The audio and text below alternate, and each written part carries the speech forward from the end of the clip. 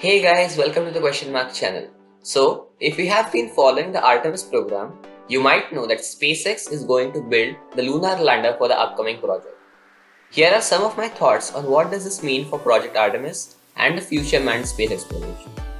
So, for those of you who don't know, Project Artemis is NASA's initiative to return back to the lunar surface after the Apollo 17 mission in 1972. The mission is supposed to take the first women to the moon. Initially planned for 2022, the coronavirus has delayed the mission to 2024. The Artemis 1 mission will launch no sooner than late 2021, will be an uncrewed test flight of Orion and SLS. Artemis 2 will follow using SLS and Orion to fly a crew around the moon and back but not land, similar to 1968's Apollo 8 mission. The Artemis 3 will use SLS, Orion and SpaceX Starship to complete the journey to the moon's surface. So what exactly is the SpaceX Starship?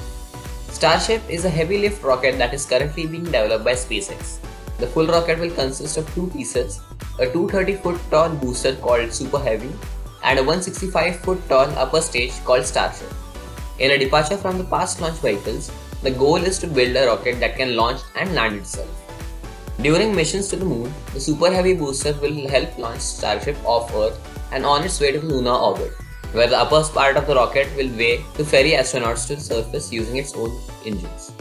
SpaceX has been primarily supplier of materials to the ISS using its own Falcon 9 rocket.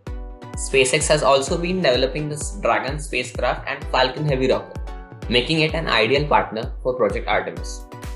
With the involvement of private firms like SpaceX and Blue Origin, this marks a new age of space exploration, where we are getting closer and closer to achieve the rank of Type 1 civilization on the Kardashev scale.